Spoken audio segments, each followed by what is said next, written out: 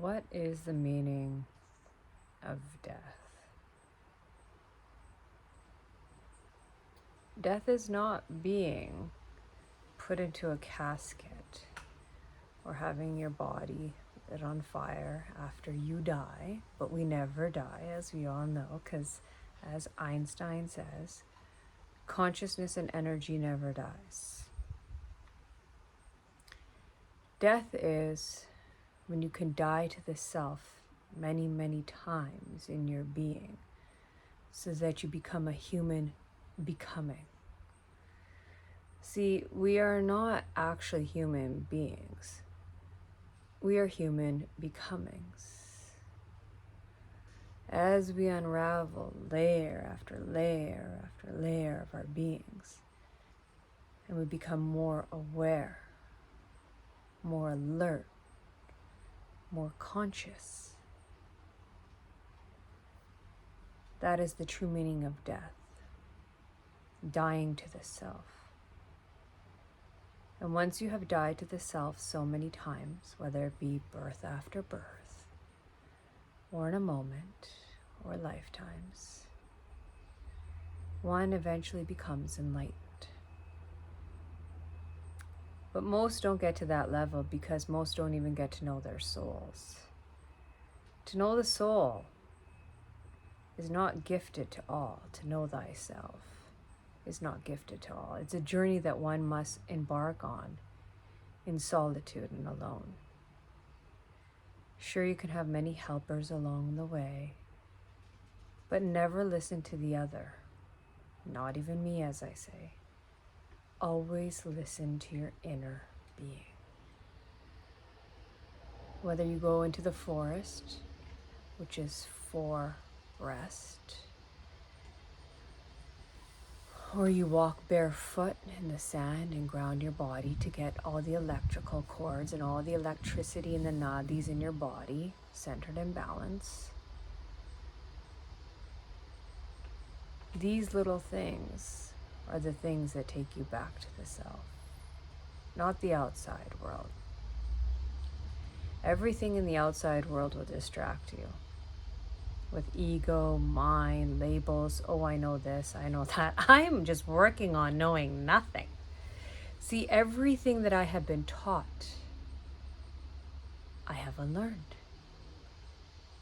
Because most of the things that were told to me to be truth from the outer were never my truth. They were just given to me. They clouded my vision. Instead of being able to see a clear sky, I had more and more clouds put on me. More and more distractions.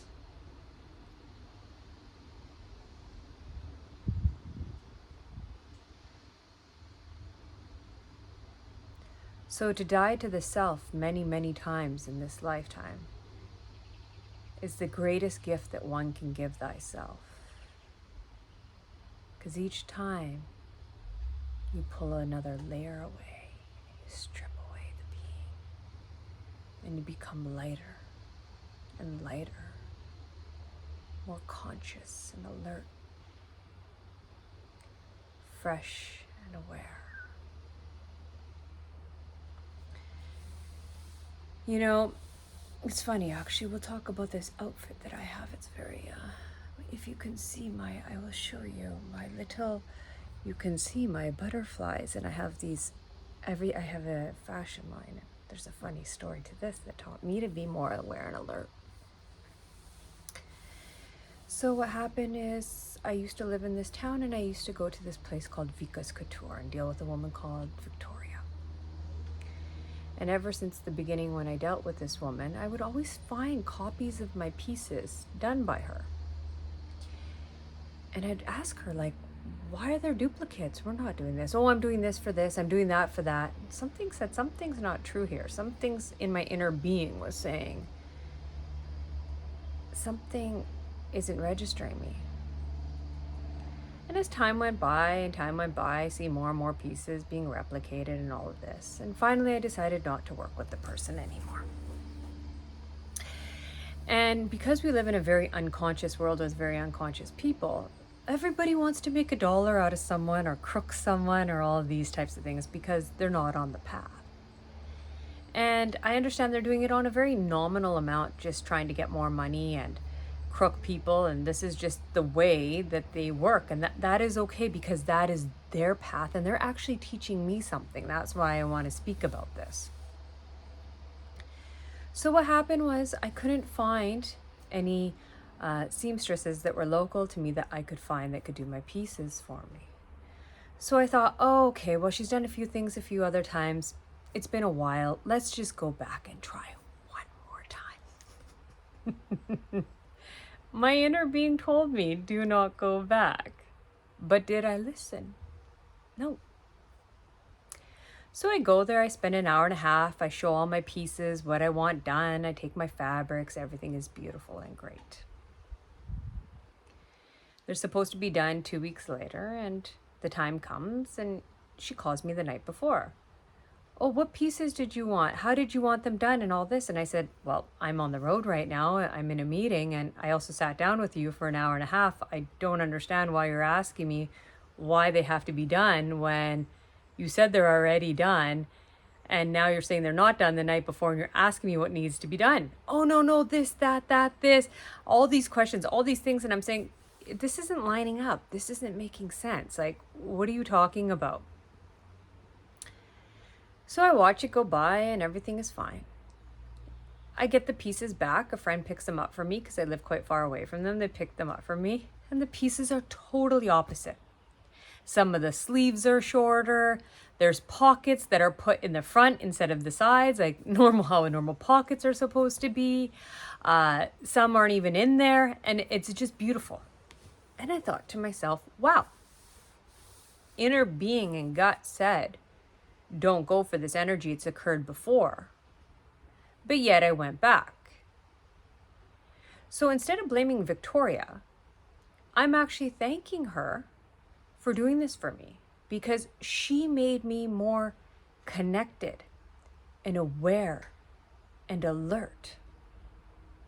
And like my father was saying, in order to actually manipulate or rob or crook someone, they have to have a little bit of awareness of what they're doing.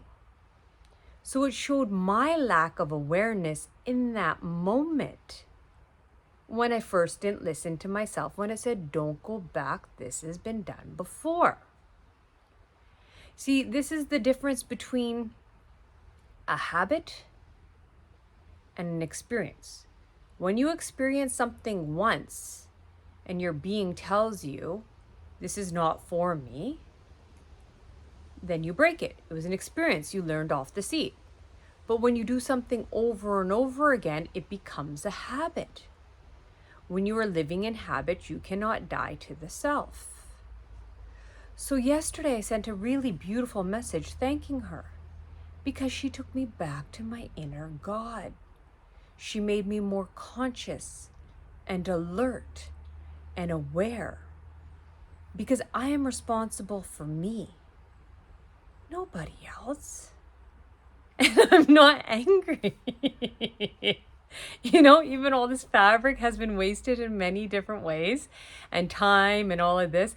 She brought me back to my inner God because I have become more aware to listen to my inner being.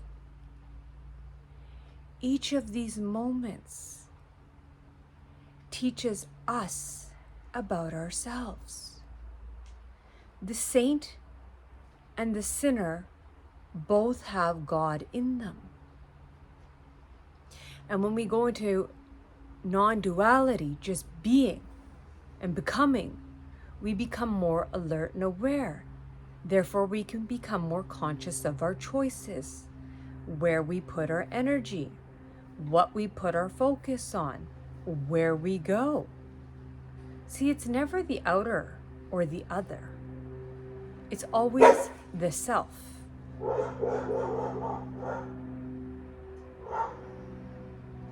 And when we become responsible for ourselves, that is when we become the co-creators of the universe.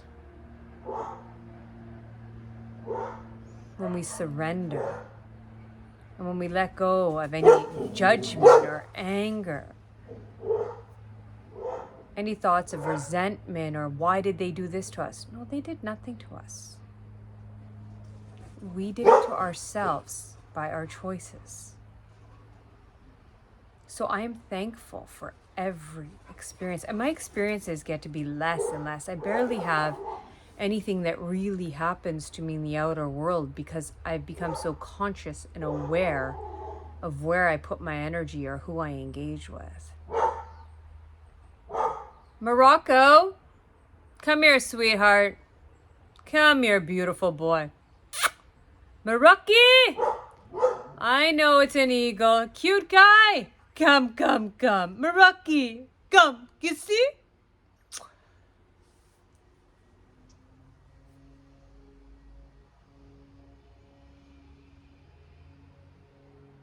So when we meditate,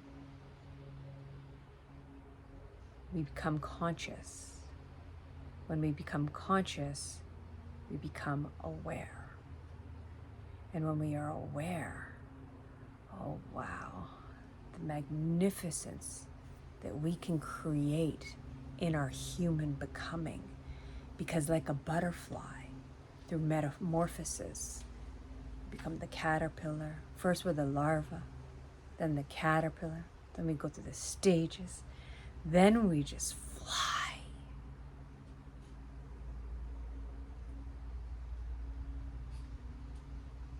And when you fly, you're free. Nothing holds you back.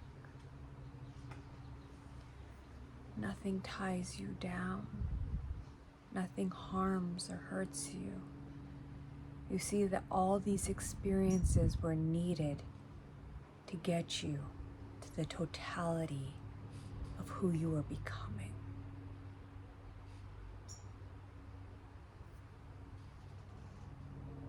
So dying, every inhalation is the inspiration of life. Every exhalation is the exhalation, the death of letting go.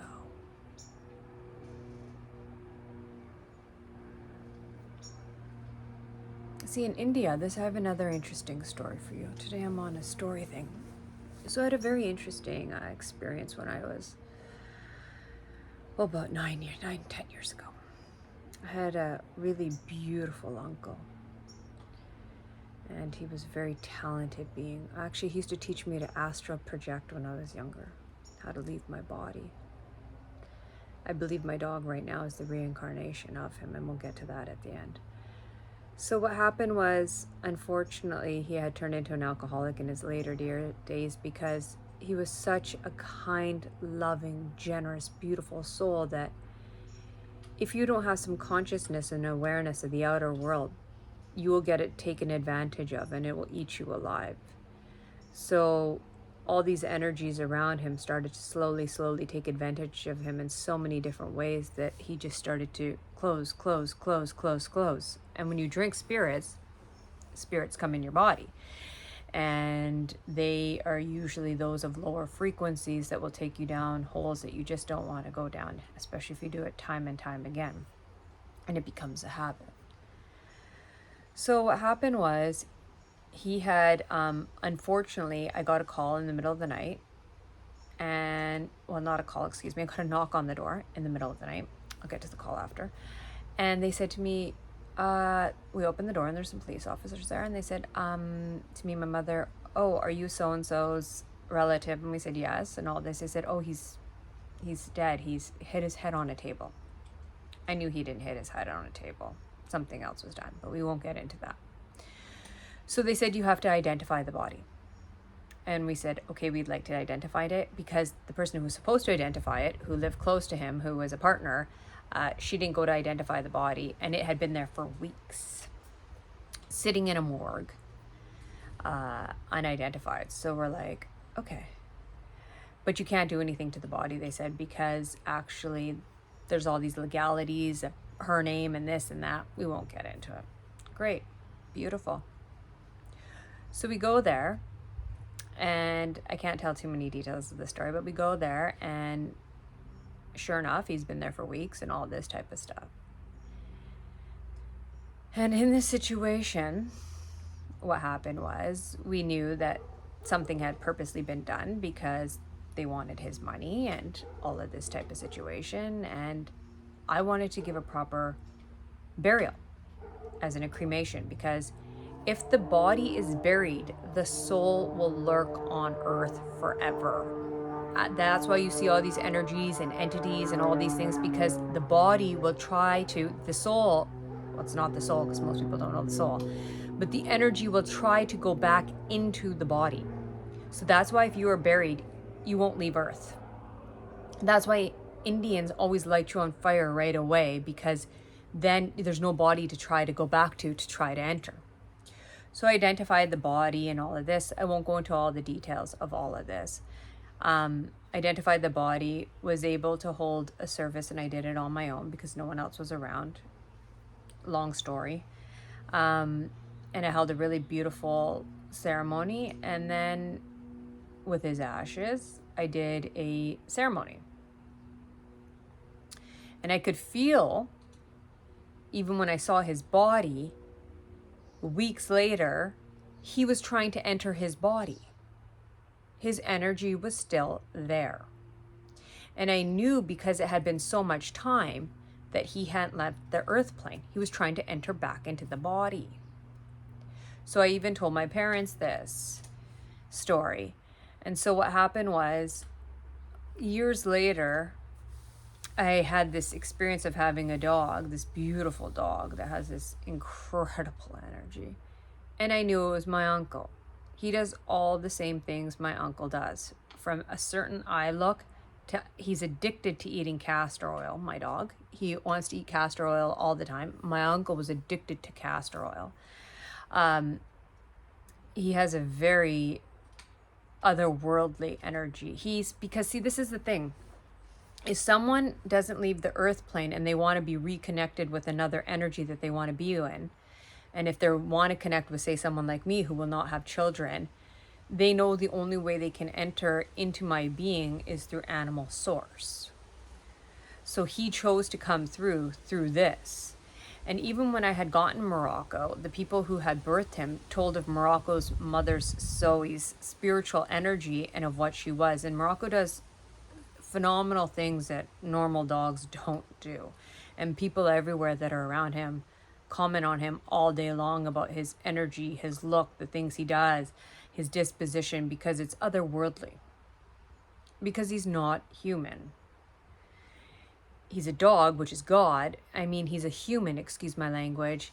He's a human energy that's been put into a dog's being, because that was the only way for us to reincarnate together. He came here for a spiritual journey. I'm still here for my spiritual journey. And there's energy that's been left undone that we have to work through in our karmic cycles. And this is the thing, the people, places, and things that you run into, especially your family and friends, these have been people from past lives and past births that we have to either rise together and ascend our energies, karmic ties we have to heal. You know, I can remember past lives and births when I was married to my father. Also, my last birth, I was his sister. He even talks about this. My mother was my sister in my past life. So this is a very known fact that energy never dies. Therefore, there's nothing to be scared of in death, because we don't die. And we also choose our deaths. It's told to us something outside of us decides how our life force comes and goes. Sure, there's a creator, there's something beyond. But when you're conscious and co-creating with the universe, you also can choose this. Sure, you will die. We all die. The body goes. Like Krishna says, we come here so many times in so many different costumes. You will die. But if you're conscious and alert, you can die with that consciousness, awake and alert. Not sedated, not sick. You can die in the totality of your being, which is aware. Therefore, if you take another birth in the next life, you will carry that energy on into the next life with that ascension frequency. But if you die with a thought in your head, or die with a sickness that you have not healed, that is where you will continue on in your next birth. You will pick up all the pieces again. So you might as well start working on the self now. Dying to the self now.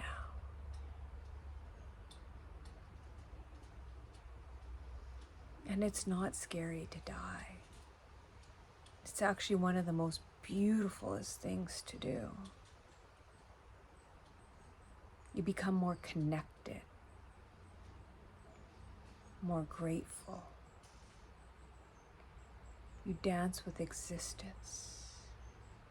You love everything and everyone because you realize everything is the mirror of you. And then you're able to drop the stories.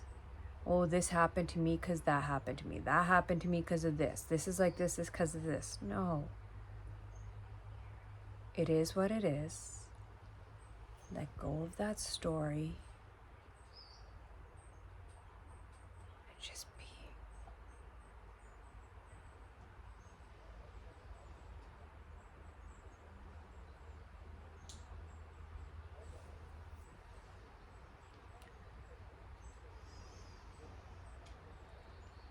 Shall we read something quickly?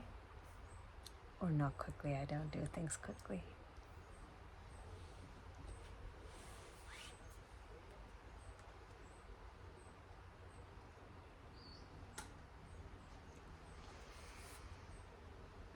Meditation simply means a few moments when you are not in the mind. A few moments when you slip out of the mind. You slip into the reality, into that which is. These moments are so tremendously ecstatic that once you taste them, you stop daydreaming. Daydreaming will continue unless you start tasting meditation. Unless you are nourished on meditation, you will go on starving and hankering for some more food in the future. And you know the future is not going to bring it. Because today was the future just a day before. Yesterday, it was the future, and you were daydreaming about it. Now it is here. And what is happening? Are you happy? Yesterday was also once in the future. The past was all part of future at some point, and it has slipped away. And the future will also slip away. You're fooling yourself in daydreaming. Become a little bit more aware and try to bring your consciousness more and more to the understanding of existence. See this flower? Don't think about the flower.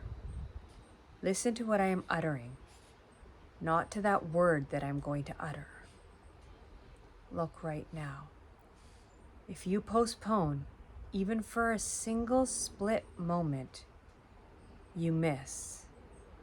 And then it becomes a habit, an ingrained habit. And tomorrow also you will miss, and the day after tomorrow also, because you will remain the same. Not only that, your habit of daydreaming becomes stronger. I was reading the other night a beautiful Japanese story. Such stories exist in all the folk tales of the world along similar lines. It's a beautiful story. Listen to it. There was once a man who hewed stones from the rock. His labor was very hard, and he labored much. But his wages were slight, and he was not content. Who is content? Not even emperors are content. So what to say about a stonecutter? His work was certainly hard, and the payoff was almost nothing. He sighed because his labor was hard, and he cried, "Oh, I wish I was rich, so I could rest on a couch with a cover of silk." An angel came from heaven saying, "You are what you have said." And this really happens, not only in parables and stories, but it also happens in real life. Whatever you think about yourself starts happening. You create your world by your thought. You create your world by your desire. Whatever you insist on starts happening. Reality goes on cooperating with you. It waits for the moment, for the day, when you cooperate with it. Until then, it goes on cooperating with you. And the angel said, "You are what you have said." And he was rich. And he did rest on a couch, and the cover was of silk. And the king of the land went by horsemen in front of his carriage, and behind the carriage there were also horsemen. And a golden parasol was held over the head of the king. And when the rich man saw this, he was vexed that no golden parasol was held over his own head, and he was not content. He cried and said, "I wish to be a king." And the angel came and again said, "You are what you have said." And he was a king. And many horsemen rode in front of his carriage. And there was also horsemen behind the carriage, and a golden parasol was held over his head. And the sun shone hot rays and scorched the earth, so that the grass shoots withered. And the king complained that the sun burned his face, and that it exceeded him in power, and he was not content. He sighed and cried, "I wish to be the sun." And the angel came, and he said, "You are what you have said." And he was the sun, and he directed his rays upward and down, to the left, to the right, everywhere, and he scorched the grass shoots on the earth, and the countenances of the kings who were on earth. And a cloud placed itself between him and the earth, and the rays of the sun bounced back from it. And he grew wrathful that his power was resisted. He complained that the cloud exceeded him in power, and he was not content. He wished to be the cloud, which was so powerful. And the angel came and said, "You are what you have said." And he became a cloud, and placed himself in between the sun and the earth, and caught the rays so that the grass grew green. The cloud rained large drops on the earth, causing the rivers to swell and floods to carry the houses away, and he destroyed the fields with much water. He fell upon a rock, which yet did not yield, and he splashed in great streams, but the rock did not yield. And he grew wrathful, because the rock was not yielding to his power, and the power of his streams was in vain, and he was not content.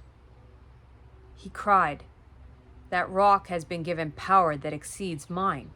I wish to be the rock." And the angel came, and he was the rock. He did become the rock, and he did not move when the sun shone or when it rained.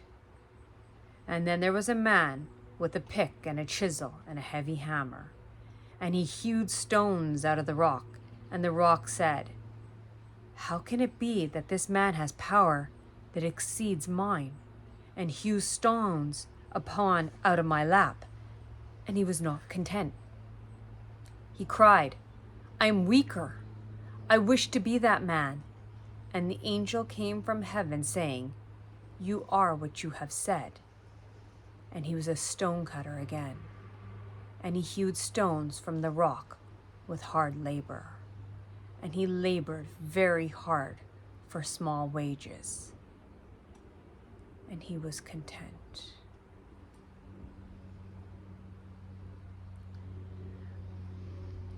I don't agree with this conclusion, the only disagreement with the story. Otherwise, the story is beautiful. I don't agree with the conclusion because I know people. They cannot be so easily contented. The wheel is complete. The story, in a way, has come to a natural end. But the real stories in life don't come to any natural end. The wheel starts moving again. That's why in India we call life the wheel. It goes on moving, goes on repeating itself. As far as I can see, unless the stonecutter becomes a Buddha, the story must be repeated again. Again he will become discontent. Again he will long for beautiful clouds and a cover of silk and something to start with. But if this stonecutter was really content, then he had jumped out of the wheel of life and death. He became a Buddha.